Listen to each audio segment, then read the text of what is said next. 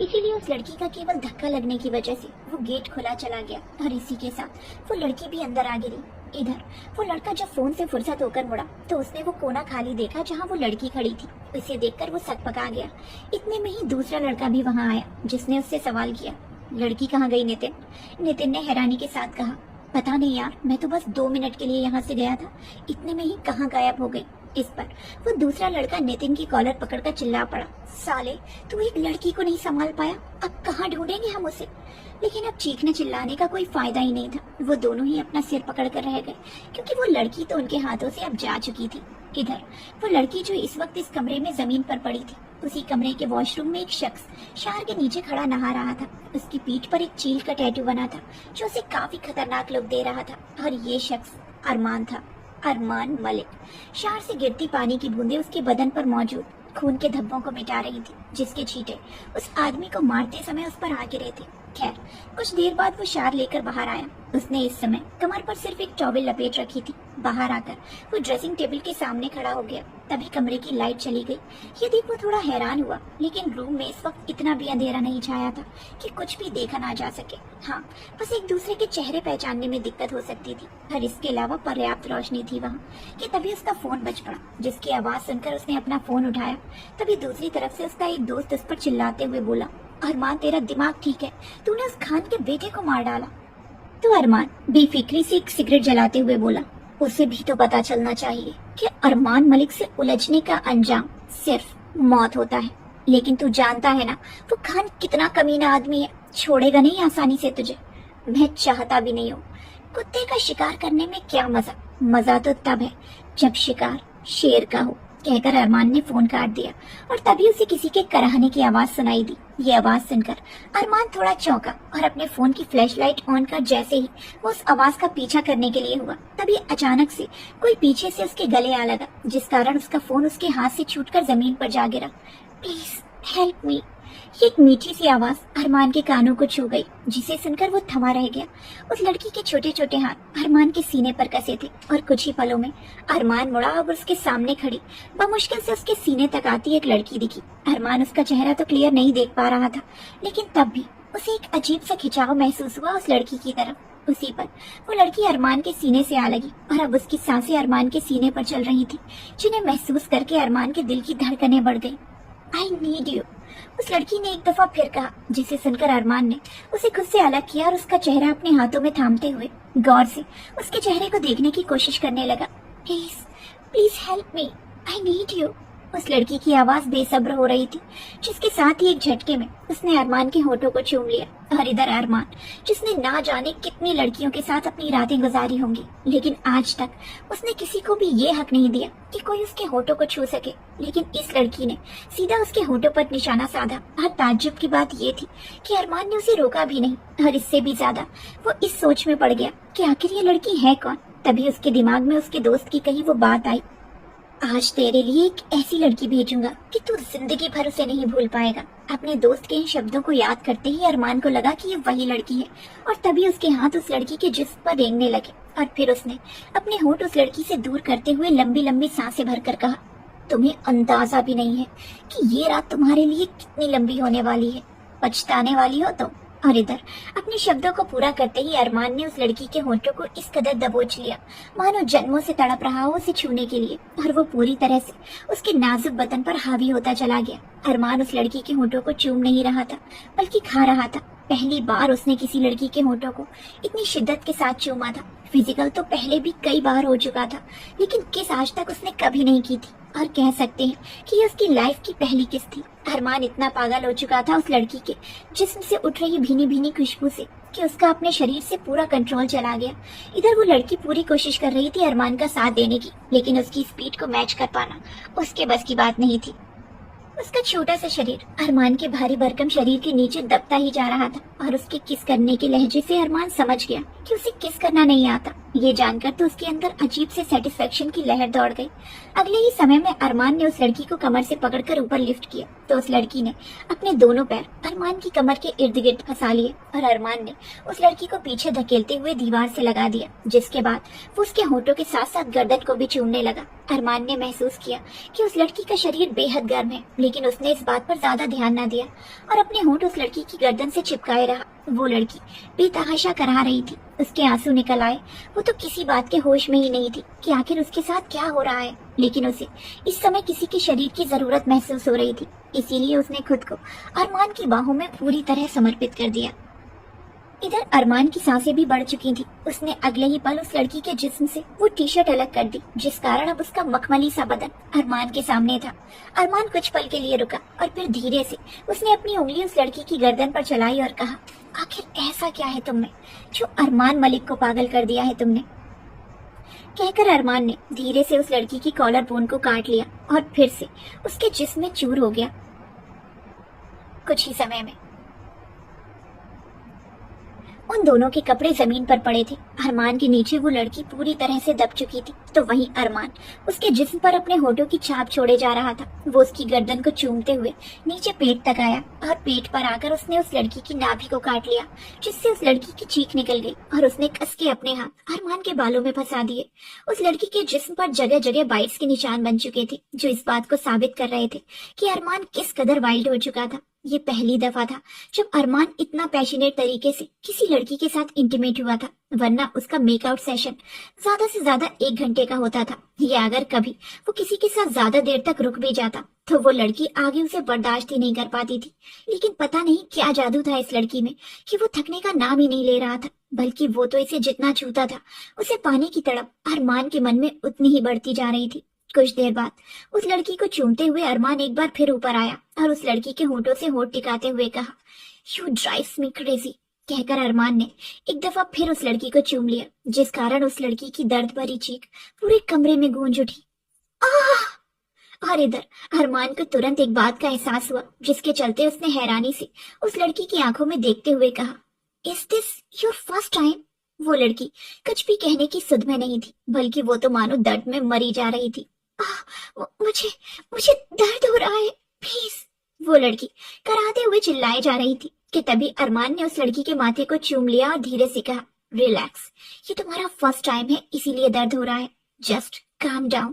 कहकर अरमान ने उस लड़की के कांपते हुए होठों को चूम लिया और अब पागलों की तरह उस लड़की पर हावी होता चला गया। जब से उसे एहसास हुआ था कि ये लड़की वर्जिन है, तब से तो मानो उसके अंदर एक अजीब सी खुशी की लहर दौड़ उठी थी और अब उसका रुकना मानो नामुमकिन था। उस लड़की को कोई अंदाजा तक नहीं था कि ये रात उसके लिए उसकी जिंदगी की सबसे लंबी रात होने वाली है। पूरी रात उस कमरे में उस लड़की की आहें गूंजती रही और अरमान उसके जिस्म के हर हिस्से पर अपनी छाप छोड़ता रहा। इसी तरह पूरी रात गुजर गई।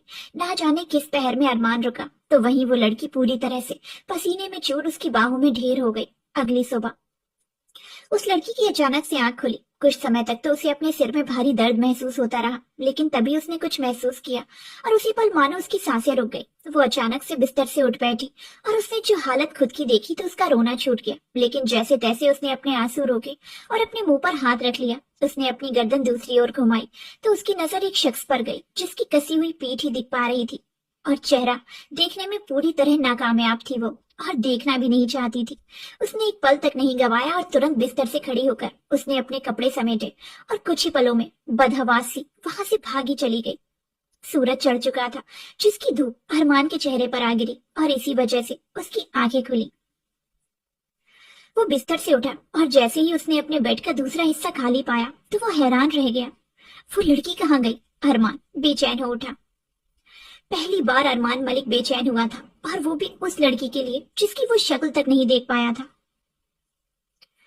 अरमान तुरंत बिस्तर से उठा और एक टॉवेल कमर से लपेटते हुए उसने जमीन पर पड़ा अपना फोन उठाकर देखा कि उसमें उसके दोस्त शौर्य की कई सारी मिस्ड कॉल्स पड़ी हैं।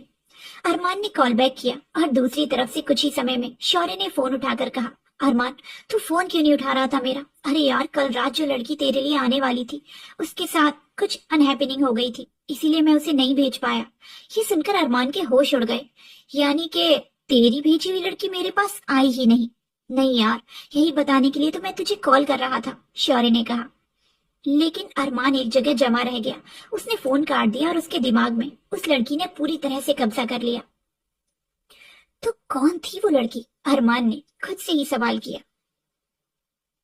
कि तभी उसने किसी को कॉल किया और कहा, कल रात इस होटल में जितनी भी लड़कियां आई थी, मुझे वो हर लड़की मेरे पास चाहिए।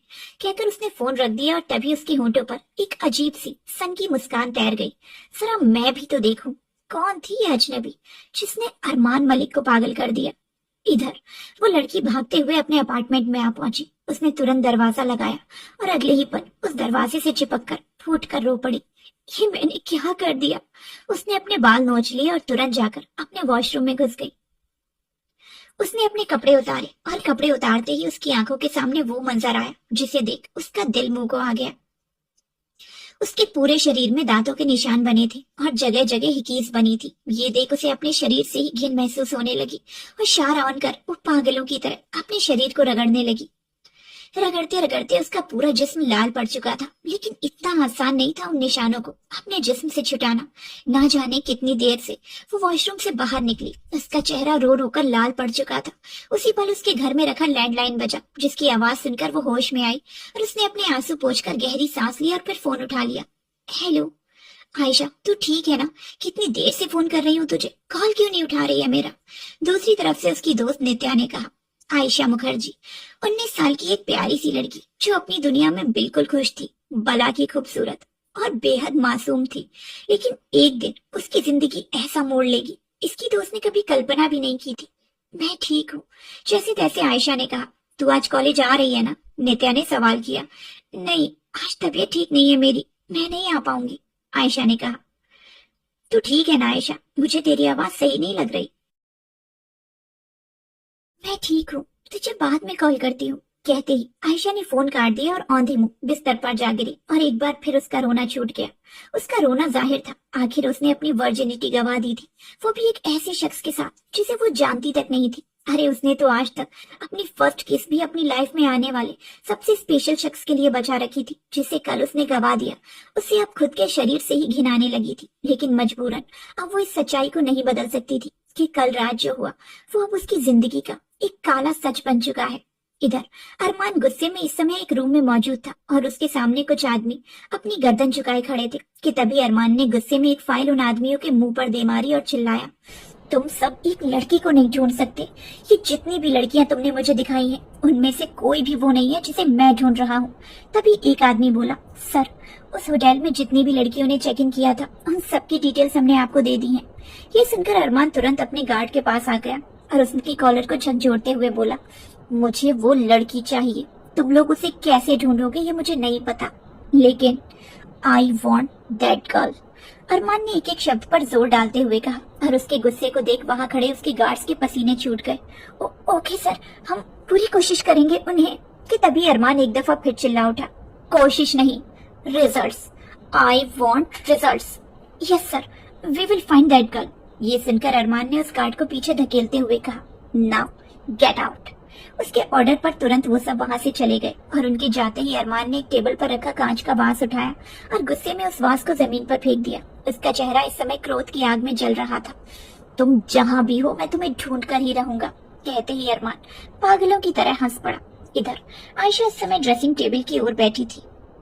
उसने सफेद रंग का चूड़ीदार पहना था जिसकी स्लीव्स फुल थी, क्योंकि उसे अपने जिस्म पर मौजूद उन दांत के निशानों को छुपाना था। हालांकि उसका रोना बंद हो चुका था, लेकिन चेहरे की चमक अब भी गायब थी। तभी एक बार फिर उसका लैंडलाइन बजा, जिसकी आवाज सुन वो एकदम से चौंक उठी। उसने फोन उठाया और तभी दूसरी तरफ से किसी की घबराती हुई आवाज उसके कान में पड़ी, मिस आयशा, आप प्लीज जल्दी से सिटी हॉस्पिटल आ जाइए, आपकी माँ का सीवियर एक्सीडेंट हुआ है। ये सुनते ही आयशा का शरीर ढीला पड़ गया। वो फोन उसके हाथ से छूटकर जमीन पर जा गिरा।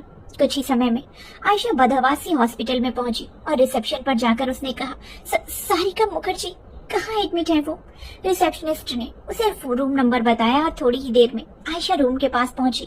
तभी उसे एक डॉक्टर दिखा, जिससे उसने कहा, डॉक्टर, मेरी माँ। ये सुनकर डॉक्टर ने परेशानी भरी आवाज में कहा, उनकी हालत बहुत सीरियस है, अभी कुछ भी कहना मुश्किल है। ये सुनकर आयशा का शरीर ढीला पड़ गया और उसी वक्त उस हॉस्पिटल में कई सारे लोग काले कपड़े पहने आए उन्होंने काले रंग के कोट पैंट पहने थे और वो किसी के बॉडीगार्ड लग रहे थे। तभी उनके बीच में से एक भारी और अट्रैक्टिव पर्सनैलिटी वाला शख्स सामने आया, जिसे देखते ही आयशा की आंखों में आंसू आ गए। वो शख्स आयशा के पास आकर उसके गालों को थामकर बोला, फिक्र मत करो आयशा, सारिका को कुछ नहीं होगा। ये सुनकर आयशा का रोना छूट गया और वो बेहाल सी उस शख्स के सीने से जा लगी। उस शख्स ने आयशा को अपने गले से लगा लिया और उसका सिर सहलाने लगा। तभी उसने एक डॉक्टर को देखकर कहा, इलाज में जितना खर्चा होगा तुम करो, लेकिन पेशेंट को कुछ नहीं होना चाहिए। वो आदमी बेहद ताकतवर था। सभी डॉक्टर्स तुरंत हरकत में आ गए और इधर उस शख्स ने आयशा का सिर सहलाते हुए कहा, खुद को संभालो आयशा, मेरे रहते मैं सारिका को कुछ नहीं होने दूंगा। इस शख्स का नाम शरद मलिक था, जिनकी उम्र यही कोई 50 वर्ष की थी और वो केवल इस शहर के ही नहीं बल्कि दुनिया भर के ताकतवर लोगों में से एक थे। और इन सब में सबसे ज्यादा होश उड़ा देने वाली बात ये थी कि ये और कोई नहीं बल्कि अरमान के पिता थे, वो अरमान मलिक जिसके साथ आयशा ने अपनी रात गुजारी थी। कुछ घंटे बीत चुके थे और सारिका की हालत बिगड़ती ही जा रही थी। कुछ ही पलों में डॉक्टर आईसीयू से बाहर आए और उन्होंने आयशा को देखकर कहा, आपकी माँ आपसे मिलना चाहती है। ये सुनकर आयशा तुरंत अंदर भागी और उसने अपनी माँ को जब इस हालत में देखा तो उसका रोना छूट गया। लेकिन तभी पीछे से शरद ने उसके कंधे पर हाथ रखकर कहा, अगर तुम अपनी माँ के आगे कमजोर पड़ोगी तो उन्हें और तकलीफ होगी। इस पर आयशा ने जबरदस्ती अपने आंसुओं का घूंट पी लिया और धीरे से जाकर सारिका के पास बैठ गई। उसे वहां देख सारिका हल्के से मुस्कुराई और उन्होंने आयशा के हाथ पर अपना हाथ रख धीरे से कहा, वादा करो मुझसे कि तुम हमेशा अपना ख्याल रखोगी। ये सुनकर आयशा तुरंत बोली, मम्मा आप ऐसा क्यों कह रही हैं? मेरा ख्याल रखने के लिए तो आप हैं ना, तो फिर मुझे क्या जरूरत है खुद की केयर करने की? ये सुनकर सारिका बेजान आवाज में बोली, मेरे पास अब वक्त नहीं है बेटा, मैं तुम्हें छोड़कर नहीं जाना चाहती हूँ, लेकिन कुछ नहीं मम्मा, आपको कुछ नहीं होगा, समझिए आप। आयशा का दिल भर उठा था। तभी सारिका ने पीछे खड़े शरद को देख उन्हें आंखों से ही अपने पास आने का इशारा किया। सारिका की इस हालत को देख शरद के कदम भी भारी हो गए थे और उनका दिल भी कमजोर हो चला था। लेकिन आयशा को संभालने के लिए उन्होंने खुद को मजबूत बनाए रखा। वो सारिका के पास आए और उन्होंने सारिका के सिर पर हाथ फिराते हुए हल्के से उसके सिर को चूम कर कहा, मैं तुम्हें कुछ नहीं होने दूंगा सारिका, तुम हमें कहीं छोड़कर नहीं जा रही हो। तो इस पर सारिका ने शरद के दोनों हाथ थाम लिए और कहा, वादा कीजिए मिस्टर मलिक, आप मेरी बेटी का ख्याल रखेंगे, उसे कभी मेरी कमी महसूस नहीं होने देंगे। तो इस पर आयशा तुरंत रोते हुए चिल्ला पड़ी, मम्मा प्लीज स्टॉप इट, मैंने कहा ना आप मुझे छोड़कर कहीं नहीं जा रही हैं। इधर शरद का दिल भर आया। वो समझ चुके थे कि अब वाकई सारिका के पास ज्यादा वक्त नहीं बचा है। उन्होंने लाचारी से अपनी आंखें मीच ली तो वहीं सारिका ने अपनी बाहें फैलाकर आयशा को अपने गले लगने का इशारा किया, जिसे देख आयशा तुरंत अपनी माँ के सीने से आ लगी और फूट फूट कर रो पड़ी, मेरी अच्छी बच्ची, मैं जानती हूँ तू मेरे बिना नहीं रह पाएगी, लेकिन अब तुझे आदत डालनी पड़ेगी आयशा, और मिस्टर मलिक तेरा ख्याल रखेंगे हमेशा, भरोसा रखना उन पर। कहकर सारिका ने आयशा को खुद से अलग किया और उसके माथे को चूम लिया, जिसके साथ ही उनकी आंखों से भी आंसू उतर आए। उनकी सांसें अब छूटने लगी थी, जिसे देख आयशा घबरा उठी, मम्मा। उसी पर सारिका ने शरद का हाथ थामकर अपनी छूटती हुई सांसों के साथ कहा, मेरी बेटी का ख्याल रखिएगा मिस्टर मलिक। मम्मा, मम्मा, डॉक्टर, कहते हुए आयशा पागलों की तरह चिल्ला उठी। उसी पल कमरे में डॉक्टर आए और उन्होंने आयशा और शरद को बाहर जाने को कहा। शरद आयशा को संभालते हुए अपने साथ बाहर ले गए, लेकिन उसका तो रो रो कर बुरा हाल हो चुका था।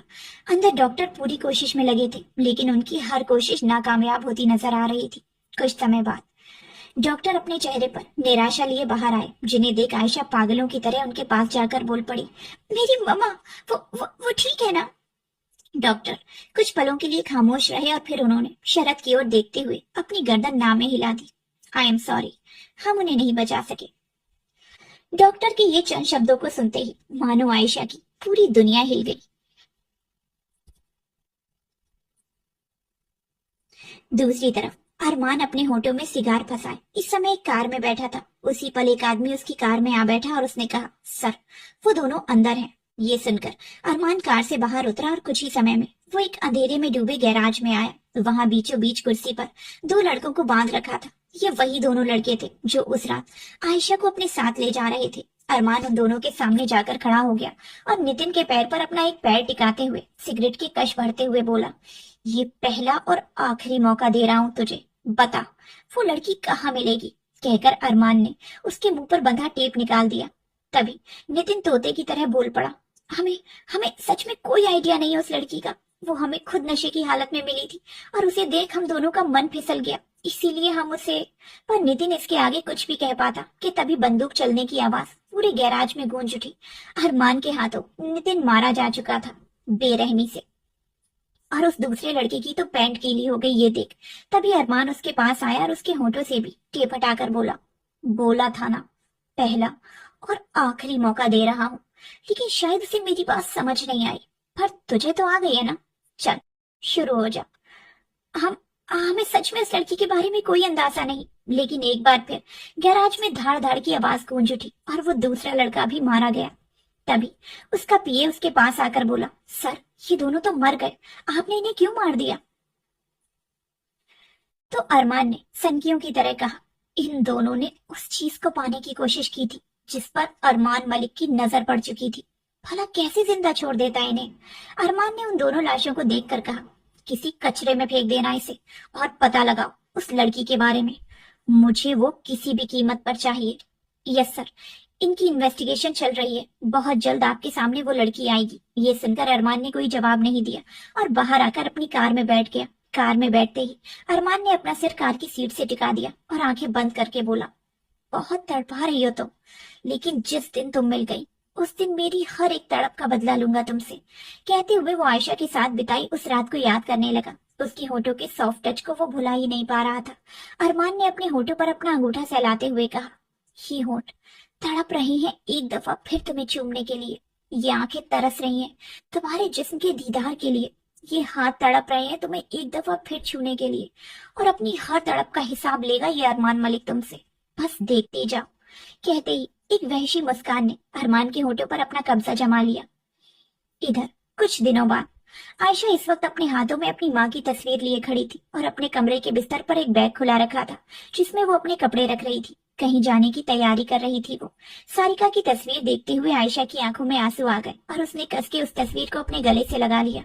मैं आपके बिना अकेली पड़ गई हूँ मम्मा, आप क्यों मुझे छोड़कर चली गई। आयशा के दिल का दर्द दिन पर दिन बढ़ता ही जा रहा था। अपनी माँ को खोना वैसे भी बहुत दर्दनाक चीज होती है। भला उसकी जिंदगी में सारिका के सिवा था ही कौन उसका। उसी पर दरवाजे की डोर बेल बजी, जिसे सुनकर आयशा होश में आई और उसने अपने आंसू पोंछकर वो तस्वीर उस बैग में रख ली और उस बैग की जिप बंद कर दी। बाहर आकर उसने दरवाजा खोला तो सामने शरद खड़े थे, जिन्हें देख आयशा ने कुछ नहीं कहा और अपनी नजरें झुकाते हुए बेमन से बोली, मेरा सामान पैक है। ये सुनकर शरद ने अपनी गार्ड से उसका लगेज लाने को कहा और उन्होंने अपना हाथ बेहद स्नेह से आयशा के सिर पर रख दिया। यकीन मानो आयशा, सारिका को खोकर मुझे भी तकलीफ हो रही है, लेकिन अब मैं तुम्हें इस तकलीफ में और नहीं देख सकता। मैं जानता हूँ कि तुम्हारा मुझ पर भरोसा करना आसान नहीं होगा, लेकिन मेरा वादा है तुमसे, तुम्हें अपनी बेटी की तरह रखूंगा। ये सुनते ही आयशा ने छूटते ही कहा, बेटी की तरह होना और बेटी होना में फर्क होता है मिस्टर मलिक। और आप प्लीज कभी इस गलतफहमी में मत रहिएगा कि मैं आपके साथ चल रही हूँ तो इसका मतलब मैं बहुत बेसहारा हो चुकी हूँ। बल्कि अगर मेरी माँ की आखिरी इच्छा ना होती तो मैं कभी आपके साथ नहीं जाती। आयशा की मनोभावना शरद समझ पा रहे थे। आखिर उसने अपनी माँ को खोया था। उन्होंने आयशा के इस बर्ताव का बड़े ही आराम से जवाब देकर कहा, मैं तुम्हें पूरा वक्त दूंगा खुद को अपनाने के लिए और मुझे पूरी उम्मीद है कि तुम मुझे जरूर अपनाओगी। इस पर आयशा ने कुछ नहीं कहा और तभी गार्ड्स उसका लगेज लेकर बाहर आए, जिसके साथ ही आयशा ने भी इस घर को आखिरी बार अपनी नम आंखों से देखते हुए विदाई ले ली। और कुछ ही पलों में आयशा निकल चुकी थी उस शहर से दूर जिसने उससे उसका सब कुछ छीन लिया। बचपन में पिता को, फिर माँ को, घर को और फिर उसके जिस्म को।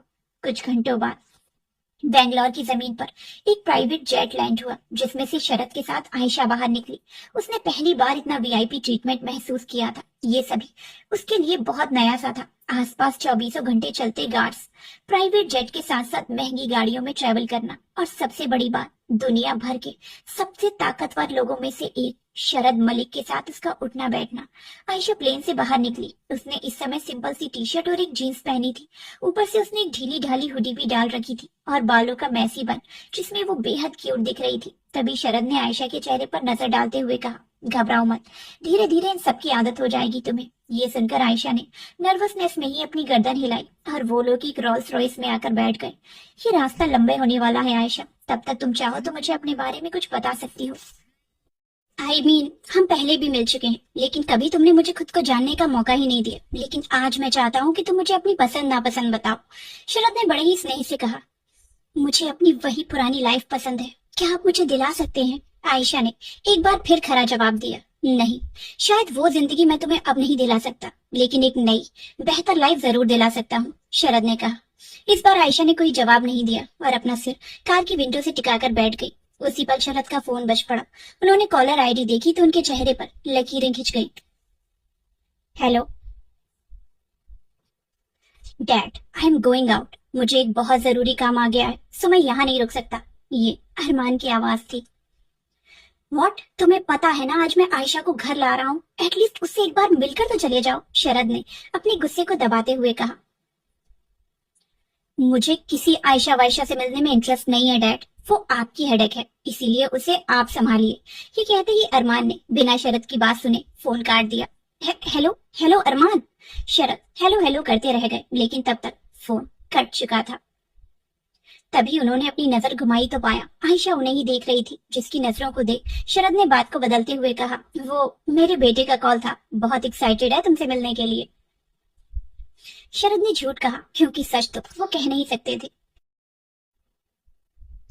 वैसे बहुत ख्याल रखेगा वो तुम्हारा, बिल्कुल तुम्हारे बड़े भाई की तरह। शरद ने ये शब्द कहे बिना ये बात जाने कि उनका बेटा आयशा का ख्याल तो रखने वाला है, लेकिन भाई की तरह तो बिल्कुल भी नहीं। खैर, शरद पूरे रास्ते कोशिश करते रहे आयशा से बात करने की, लेकिन आयशा अपना सिर कार की विंडो से टिकाए बैठी रही। कुछ घंटों का सफर तय करते हुए गाड़ियों का लंबा सा काफिला एक बड़े से मैंशन के आगे आ रुका। आयशा कार से बाहर निकली और जैसे ही उसने अपने सामने खड़े इतने बड़े बंगले को देखा तो उसकी आंखें बड़ी हो गई। कुछ पल तो उसे उस बंगले को पूरी तरह से देखने में ही निकल गए, इतना बड़ा था वो मैंशन। अंदर चले? पीछे से शरद की आवाज उसके कानों में पड़ी, जिसे सुनकर आयशा ने अपनी गर्दन हिलाई और अंदर आ गई। ये मैंशन अंदर से बेहद आलीशान था, वहां रखी हर एक चीज एंटीक थी। आप इतने बड़े घर में अकेले रहते हैं? आयशा ने पूरे मैंशन को बड़े ही गौर से देखते हुए सवाल किया।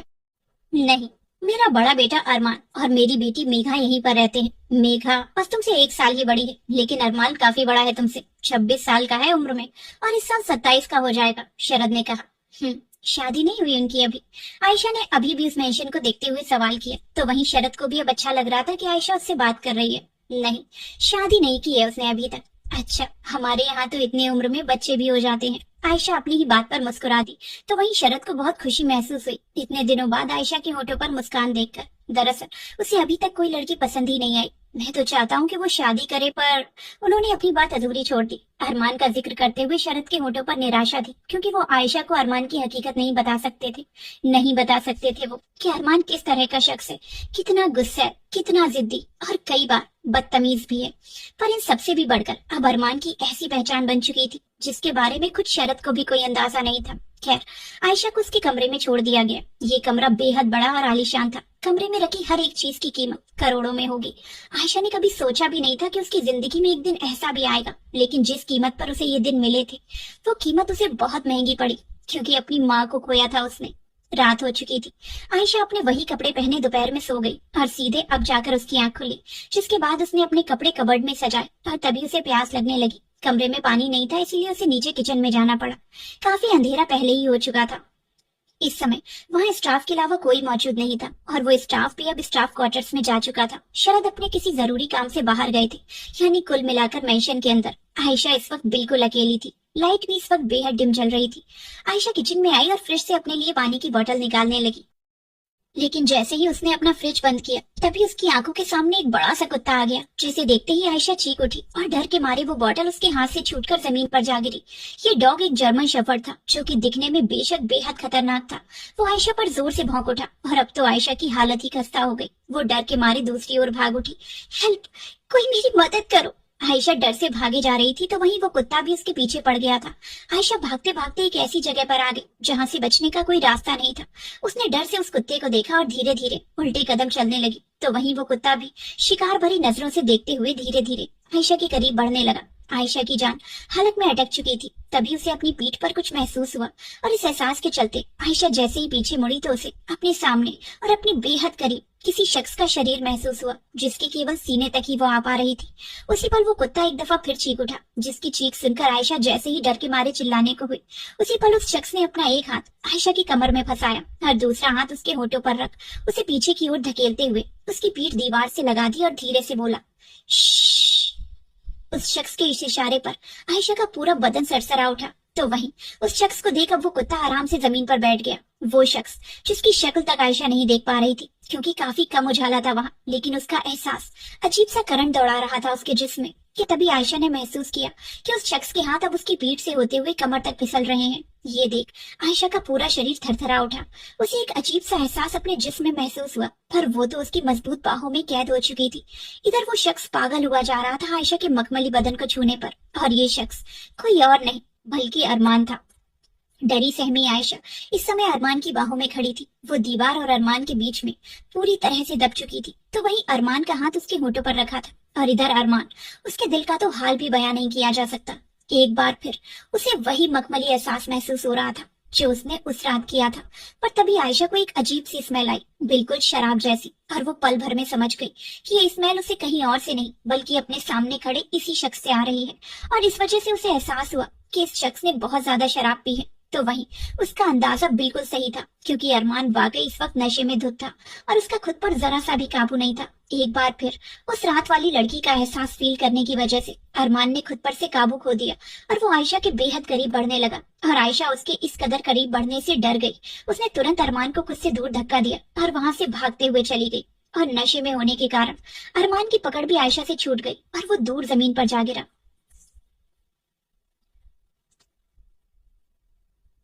आयशा भागते हुए ऊपर कमरे में आ गई। उसकी सांसें बेहद तेज चल रही थी और चेहरा पसीने से लथपथ हो चुका था। उसने अपने तेज धड़क रहे दिल पर हाथ रखा और कहा, ये क्या था? कौन था वो इतना लंबा चौड़ा आदमी? और कितनी शराब पी रखी थी उसने? छी, कितनी गंदी स्मेल आ रही थी उससे। आयशा को अब भी वो शराब की स्मेल फील हो रही थी, जिस वजह से उसे अब उल्टी सी आने लगी। उसने अपने मुंह पर हाथ रख लिया और बाथरूम में जाकर वॉश बेसिन के आगे खड़ी हो गई। उसने टैप खोला और हाथ में पानी लेकर छपाक से अपने मुंह पर दे मारा। वो कुछ देर पहले हुए हादसे को भुलाने की पूरी कोशिश कर रही थी। इस घर में एक कुत्ता भी है। ओह गॉड, फिर मैं यहाँ कैसे रह पाऊंगी? आयशा ने परेशानी से कहा। खैर कुछ देर बाद वो फ्रेश होकर बाहर आ गई। उसने टेबल पर रखी सारिका की फोटो को देख कहा, आई मिस यू मम्मा। देखिए ना, आपके बिना मैं कितनी अकेली पड़ चुकी हूँ। आयशा कुछ पलों तक अपनी माँ से बात करती रही और फिर उसने अपने बैग से एक नोटबुक निकाली और उसमें कुछ लिखने लगी। उसकी बचपन से डायरी लिखने की आदत थी।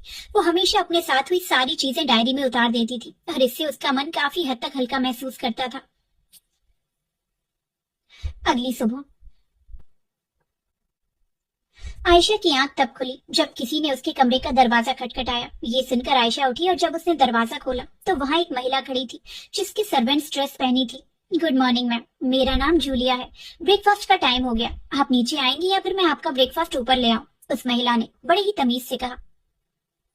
आयशा को कभी आदत ही नहीं थी इतने स्पेशल ट्रीटमेंट की, इसीलिए लाजमी है कि उसे ये सब थोड़ा अजीब लगा। लेकिन फिर उसने कहा, नहीं इट्स ओके, मैं फ्रेश होकर नीचे आती हूँ। ओके मैम, कहकर वो वहां से चली गई और आयशा दरवाजा बंद करके उस गेट से टिककर खड़ी हो गई। ओफो, एवरीथिंग इज सो न्यू। पता नहीं मुझे कब तक इनके तौर तरीकों की आदत लगेगी।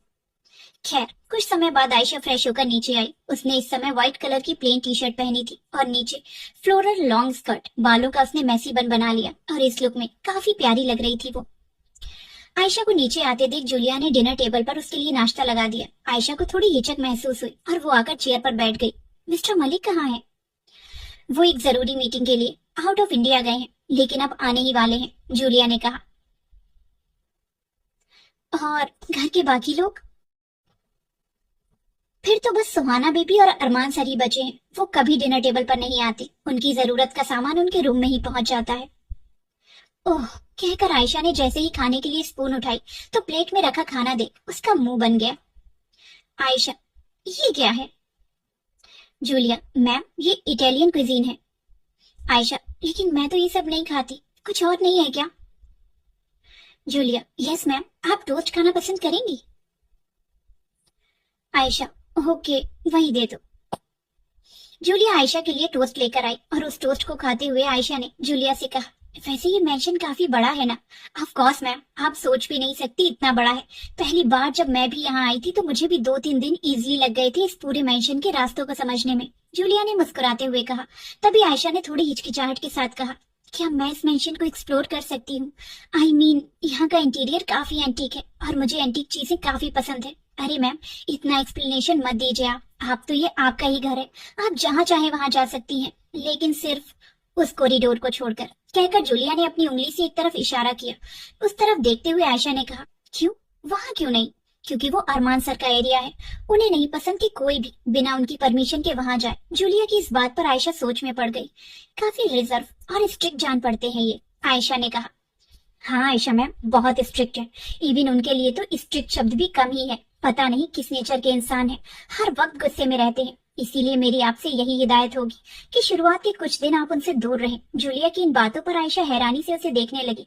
आप तो मुझे डरा रही हैं, जैसे वो इंसान नहीं कोई वैम्पायर हो, आयशा ने हंसते हुए कहा। मेरी बात मजाक में मत लीजिए आयशा मैम, जिस दिन आप सर से मिलेंगी आपको खुद पता चल जाएगा कि वो कैसे हैं। अरे यहाँ स्टाफ की तो हिम्मत ही नहीं होती उनके सामने अपनी नजरें उठाने की, इतना डर है उनका यहाँ सबको।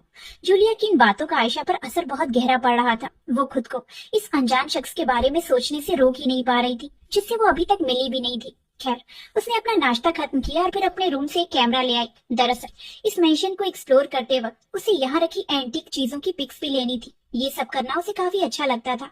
आयशा इस मेंशन की कारीगरी में पूरी तरह खो चुकी थी और इस चक्कर में उसे एहसास ही नहीं हुआ कि वो कब उस हिस्से में आ गई जहाँ जाने के लिए जूलिया ने उसे सख्त मना किया था, यानी अरमान के हिस्से में। आयशा अपने गले में कैमरा टांगे जगह जगह की तस्वीरें ले ही रही थी, तभी उसके कानों में एक आवाज पड़ी। उस आवाज का पीछा कर आयशा आगे बढ़ गई और कुछ कदमों की दूरी के बाद उसे दिखा एक बड़ा सा स्विमिंग पूल। आयशा उस पूल को देख ही रही थी, उसी पल उसे एहसास हुआ कि वहाँ कोई है। इस वजह से वो तुरंत पिलर के पीछे छिप गई और कुछ समय बाद जब उसने पिलर से अपनी गर्दन हल्की सी बाहर निकाली तो उसे दिखा एक शख्स, जिसे आयशा देखती ही रह गई। हालांकि सिर्फ उसका बैग ही दिख पा रहा था, लेकिन उतना काफी था आयशा की धड़कनों को रोकने के लिए। उसके सामने कुछ दूरी पर खड़ा था अरमान, सिर्फ बॉक्सर्स पहने, उसकी कसी हुई पीठ, मस्कुलर बॉडी और इन सबसे परे उसकी पीठ पर बना एक चील का टैटू। ये सब चीजें उसे डेंजर लुक भी दे रही थी और हॉट भी। आयशा की तो नजरें ही नहीं हटी उससे, जबकि अब तक तो उसने अरमान का चेहरा भी नहीं देखा था और सिर्फ बैग देखने भर से ही उसका मुंह खुला रह गया। अरमान के शरीर से इस समय पानी की बूंदें टपक रही थी क्योंकि वो स्विम कर रहा था। आयशा बिना एक पल झपकाए उसे देखती ही रह गई, लेकिन तभी अचानक से अरमान मुड़ा। ये देख आयशा ने तुरंत खुद को एक बार फिर पिलर के पीछे छुपा लिया और अपने तेज धड़क रहे दिल पर हाथ रख लिया। कुछ समय तक वो यूं ही छिपी खड़ी रही, लेकिन थोड़ी देर बाद उसने फिर से अपनी गर्दन हल्की सी बाहर निकाली तो इस बार देखा कि वो जगह खाली है। ये देखकर आयशा हैरान रह गई।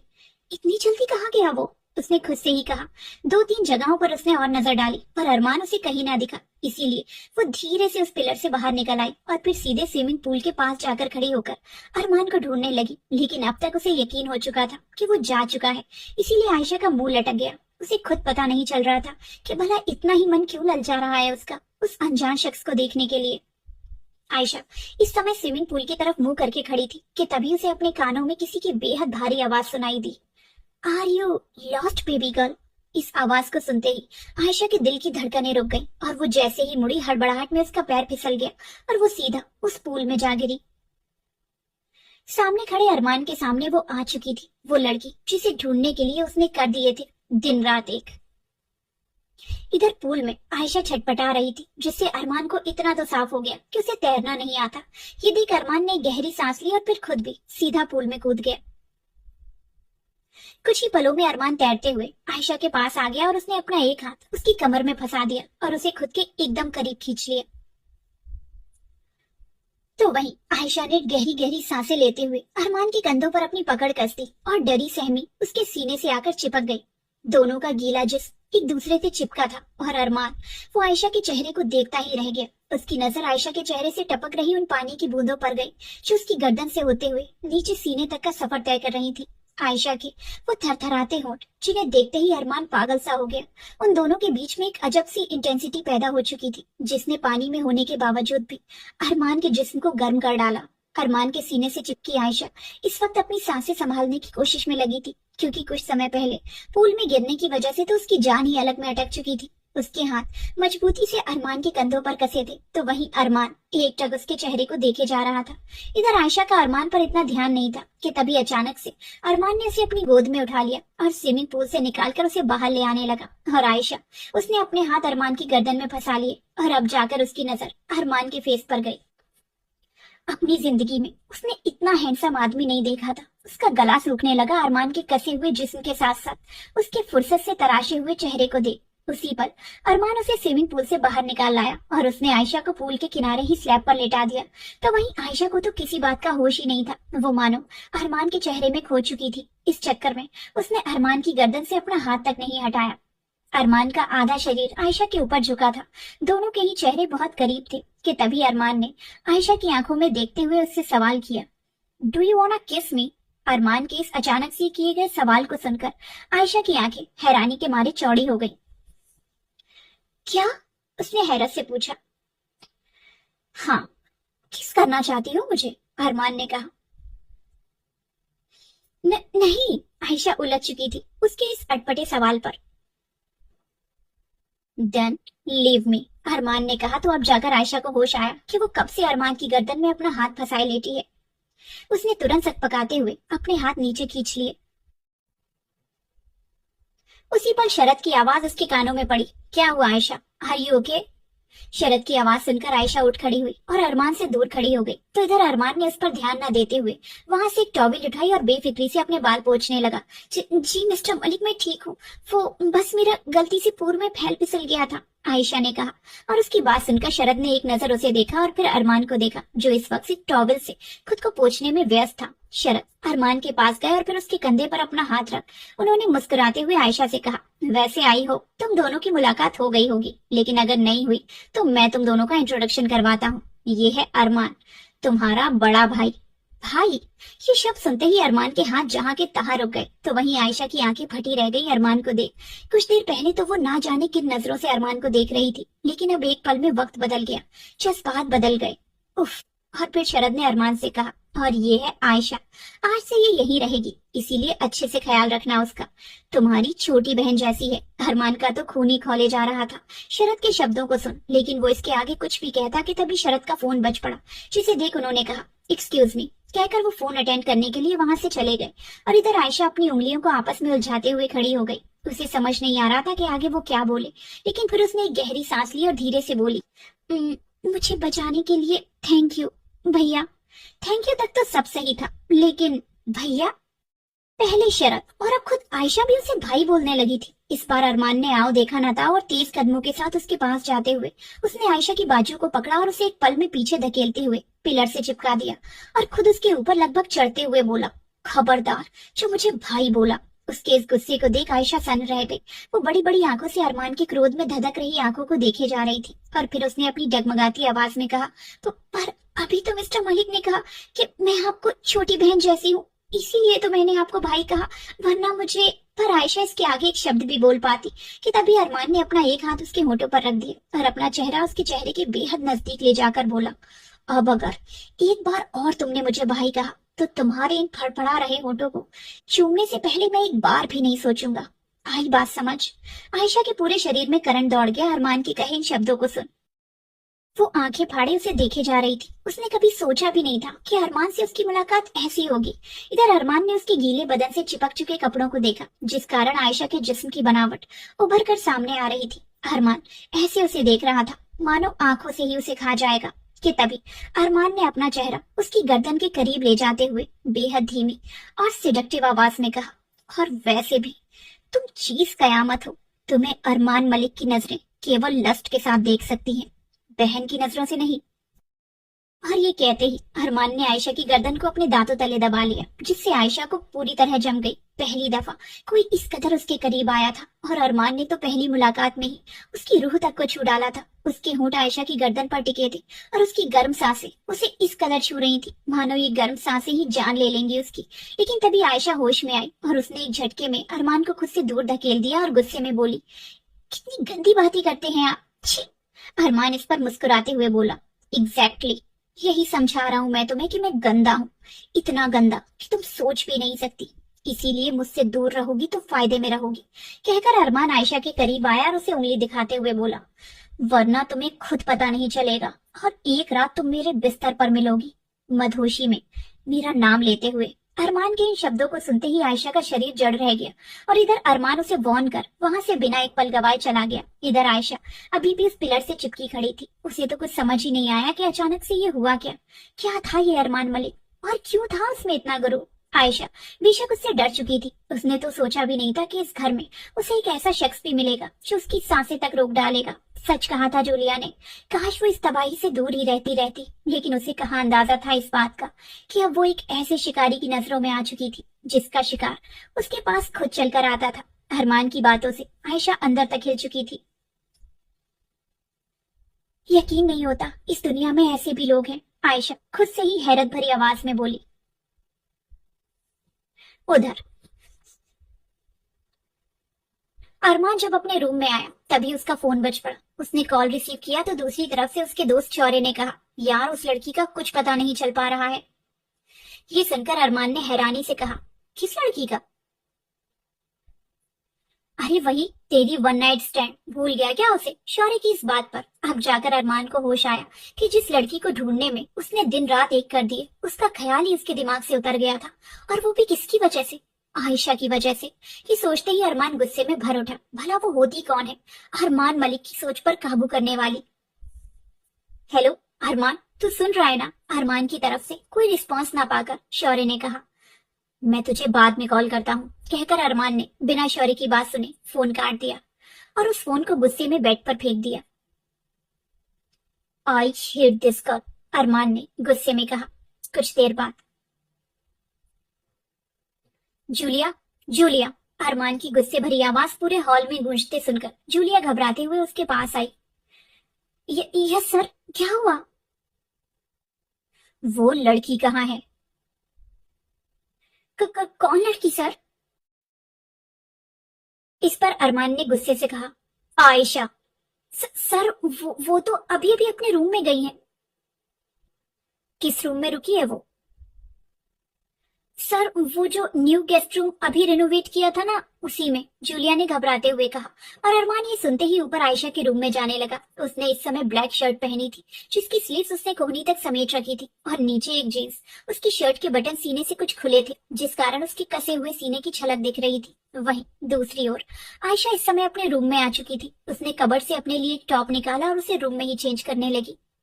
वो जब मुंबई में अपने घर में रहती थी तो वहां उसकी माँ के अलावा कोई भी नहीं था, इसीलिए वो बिना किसी शर्म के अपने कमरे में ही फ्रीली कपड़े चेंज कर लिया करती थी। और यहाँ भी वो बेफिक्री से अपने कपड़े चेंज करने लगी, लेकिन वो ये भूल गई थी कि वो अब अपने घर में नहीं है। आयशा इस समय भीगी हुई ही थी और उसके लंबे गीले बाल भी कमर तक लटक रहे थे। वो इस वक्त दरवाजे की तरफ पीठ करके खड़ी थी और उसने सबसे पहले अपनी टॉप उतारी, जिसके चलते ही उसकी ब्लैक कलर की ब्रा विजिबल हो गई। इधर अरमान गुस्से में तनतनाता हुआ सीधा आयशा के कमरे में आ गया और उसने बिना गेट नॉक किए ही उसके कमरे का दरवाजा खोल दिया। तो वहीं आयशा, जिसने अब तक दूसरी टॉप पहनी भी नहीं थी, तभी उसे दरवाजा खुलने की आवाज सुनाई दी, जिसे सुनकर आयशा का शरीर जम गया। उसने तुरंत अपने हाथ में पकड़ी टॉप अपने सीने से लगाई और जैसे ही दूसरी ओर पलटी तो अपने सामने खड़े अरमान को देख उसकी चीख निकल गई, आ! लेकिन अरमान को तो मानो कोई फर्क ही ना पड़ा। उसने गेट लॉक किया और सीधा आयशा के पास आया और उसने आयशा के चिल्लाते हुए मुंह पर अपना हाथ रख दिया, लेकिन उसका दबाव आयशा संभाल ना पाई, जिस कारण उसके कदम डगमगा गए और वो सीधा बेड पर जा गिरी, लेकिन साथ साथ अरमान को भी अपने साथ ले गिरी। इस पल अरमान के शरीर का भार आयशा के ऊपर था, उसका हाथ आयशा के मुंह पर, और आयशा आंखें फाड़े उसे देखे जा रही थी। कुछ पल के लिए तो अरमान भी उसकी मोटी मोटी काली आंखों में देखता रह गया। दोनों के चेहरे बेहद नजदीक थे और यहाँ आयशा के दिल की धड़कनें बढ़ गई। उसे समझ नहीं आ रहा था कि भला एक दिन में यह आदमी उसे और कितने झटके देगा। अगर गलती से भी चिल्लाई तो अगली बार इस हाथ से नहीं बल्कि सीधा अपने होठों से तुम्हारे होठ बंद कर